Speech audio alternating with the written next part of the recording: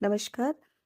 आज जो हम चर्चा करेंगे वो यूजीसी के नोटिफिकेशन को लेकर है, जो उन्होंने असिस्टेंट प्रोफेसर, एसोसिएट प्रोफेसर और प्रोफेसर की जो सिलेक्शन है उसकी प्रक्रिया को लेकर दिया है। ये एक ड्राफ्ट या प्रारूप के रूप में है जो कि सोशल मीडिया पर डाला गया है, डिफरेंट यूनिवर्सिटीज़ और कॉलेजेस में भेजा गया है, इसलिए कि ताकि जो सभी लोग इसको पढ़ सकें, समझ सकें, और अगर कहीं लूप होल्स या कमी दिखाई दे रही है या ऐसा लग रहा है कि सुधार की ज़रूरत है तो अपने सजेशंस उनको भेज सकें ताकि उसमें सुधार हो सके। बाद फिर वो इम्प्लीमेंट किया जाएगा।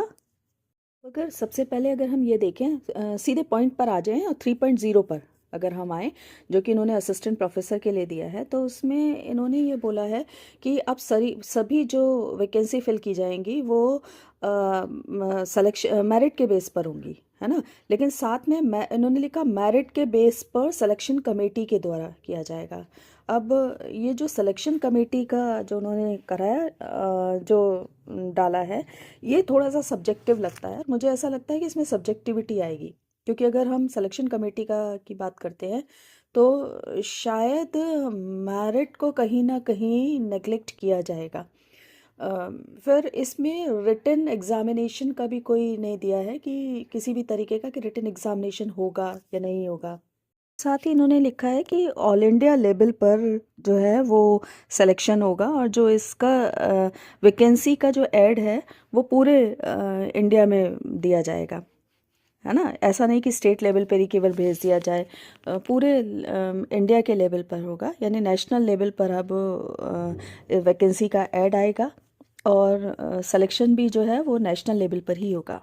अब देखो, इन्होंने जो असिस्टेंट प्रोफेसर है उसका जो क्राइटेरिया है सिलेक्शन का, उसको दो तरीके से दिया है। मतलब जो क्वालिफ़िकेशन है, क्वालिफ़िकेशन को मल्टी डिसिप्लिनरी करके बना दिया है। यानी अगर आपने न्यू एजुकेशन पॉलिसी के अकॉर्डिंग 4 साल का ग्रेजुएशन किया है और आपने उसके बाद नेट क्वालिफाई कर लिया, तो आपका जो है वो उसमें आप जिस सब्जेक्ट्स में आप नेट दे रहे हो आपका सिलेक्शन उसी सब्जेक्ट्स में होगा। मतलब आप उसमें अप्लाई कर सकते हो।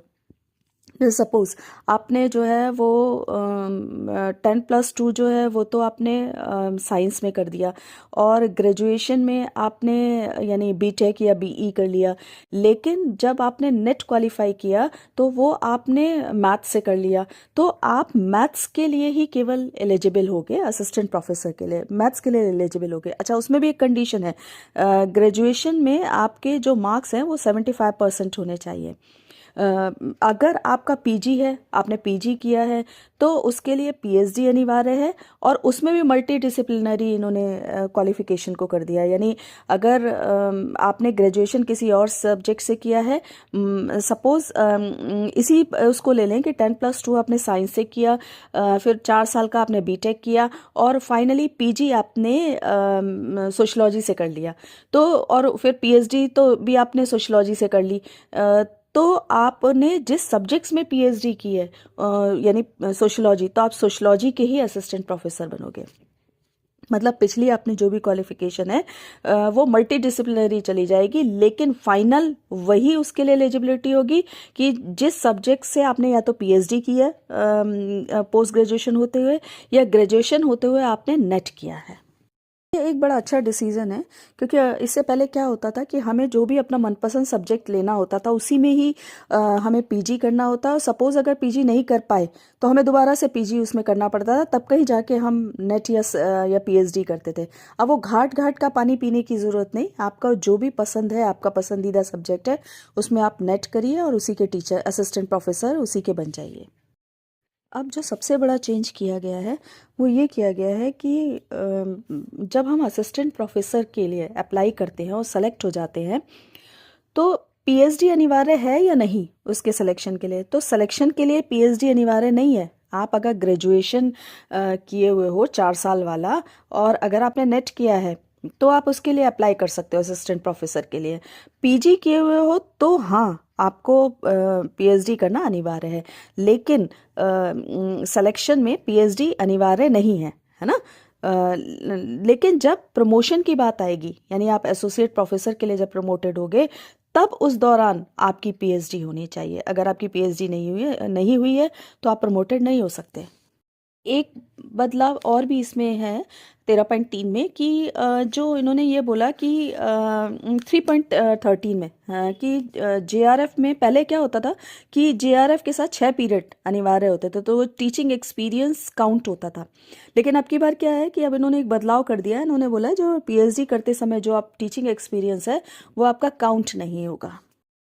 अब देखो क्या है 4.1 पे अगर हम जाएं तो इसमें बिल्कुल क्लियर ये बात दी हुई है कि अगर डायरेक्ट रिक्रूटमेंट अगर होना है करना चाहिए, तो आपका जो ग्रेजुएशन है न्यू एजुकेशन पॉलिसी के अकॉर्डिंग 4 साल वाला, उसमें 75% मार्क्स हो, है ना, टोटल।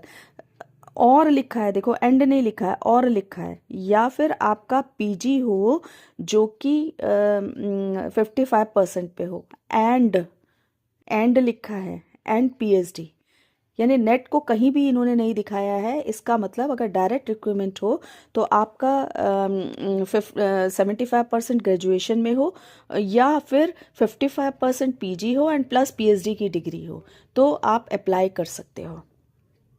अब इन्होंने जो अगला पॉइंट दिया है वो दिया है कि अगर आपकी पीजी है ना, और वो 55% से है, साथ में आपकी नेट की डिग्री है या स्लेट की डिग्री है या सेट की डिग्री है, तो भी आप एलिजिबल हो असिस्टेंट प्रोफेसर के लिए, है ना। यहाँ अच्छा मैं एक बात और बता दूं कि ये एक ड्राफ्ट है। बार बार ये बात मैं कह रही हूँ कि ये ड्राफ्ट है जो अभी डिस्कशन के लिए रखा गया है, और डिस्कशन के इम्प्लीमेंटेशन नहीं हुआ है। और मेरे ख्याल से इस ये जो ड्राफ्ट आया है इसका इम्प्लीमेंटेशन में अभी काफ़ी टाइम लगेगा। मेरे ख्याल से ये न्यूज़ जो है, ये जो ड्राफ्ट है, उन लोगों के लिए बहुत फ़ायदेमंद है जो किसी तरह से नेट नहीं निकाल पा रहे थे लेकिन पीएचडी है जिनकी, तो वो भी अब एलिजिबल हैं असिस्टेंट प्रोफेसर के लिए अप्लाई कर सकते हैं।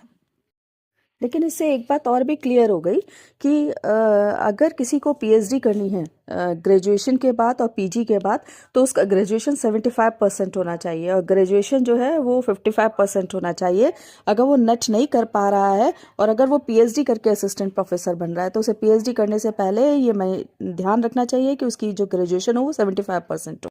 अब अगर एसोसिएट प्रोफेसर की मैं बात करूं तो एसोसिएट प्रोफेसर के लिए जिन्होंने क्राइटेरिया दिया है वो तो यूजी, या तो यूजी 75% हो, या फिर पीजी 55% हो और प्लस पीएचडी डिग्री हो, एंड उसके बाद आपका 8 साल का एक्सपीरियंस हो, और आपके जो रिसर्च पेपर हैं वो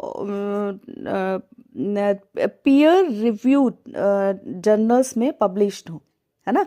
किसी भी ऐसे या खुद से जो जैसे हम देख करते हैं उस तरीके से रिसर्च पब्लिश अपने रिसर्च आर्टिकल पब्लिश ना कराएं। पीयर रिव्यूड जर्नल में ही, जर्नल वाले ही उसमें ही वो काउंटेड होंगे, तो अपने आर्टिकल कोशिश करें कि उसी में ही आप अपने पब्लिश कराएं।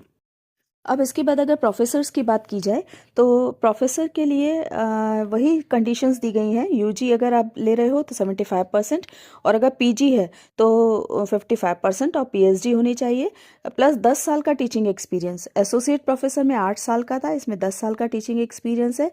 वहाँ 8 साल के रिसर्च पेपर आपको पब्लिश कराने थे, यहाँ 10 रिसर्च पेपर पब्लिश कराने हैं, और कंडीशन वही है, पीयर रिव्यू जर्नल में आपका जो है पब्लिश होना चाहिए। बाकी आप अगर इस ड्राफ्ट को पढ़ोगे तो आपको बहुत कुछ समझ में आएगा। जितना ज़रूरी मुझे लगा वो मैंने आपको इसमें बता दिया। आई होप कि ये हमारे लिए काफ़ी यूज़फुल होगा। बाकी जो और इससे रिलेटेड इन्फॉर्मेशन है वो ड्राफ्ट में आप पढ़कर उसको जान सकते हो। Thank you. Students, description box में मैं इसका पूरा लिंक दे दूंगी यूजीसी का, जो ये ड्राफ्ट भेजा है, क्योंकि ये जब मैं इसका वीडियो बना रही थी तो बहुत कुछ जो है वो पढ़ने के बाद काफ़ी घालमेल सा हो गया है। तो आप बेटर होगा आप इसका ऑडियो पहले सुन लें और उसके बाद इसके सारे इसको पढ़ें, जो इम्पोर्टेंट चैप्टर्स थे, पेजेस थे। हालांकि वो मैंने इम्पोर्टेंट पेजेस देने का प्रयास किया, लेकिन क्योंकि उसका समरी बताते समय पेजेस जो हैं वो इधर उधर हो गए, और ये पॉसिबल नहीं था कि मैं जो बात मैं दो दो तीन तीन पेज की कह रही हूँ वो मैं लगातार आपको एक बार में प्रेजेंट करूँ तो आप पढ़ नहीं पाओगे। आगे भी इससे रिलेटेड इन्फॉर्मेशन मैं आपको देती रहूंगी। अगर वीडियो पसंद आया है तो लाइक कीजिए, कमेंट कीजिए और शेयर कीजिए। Thank you.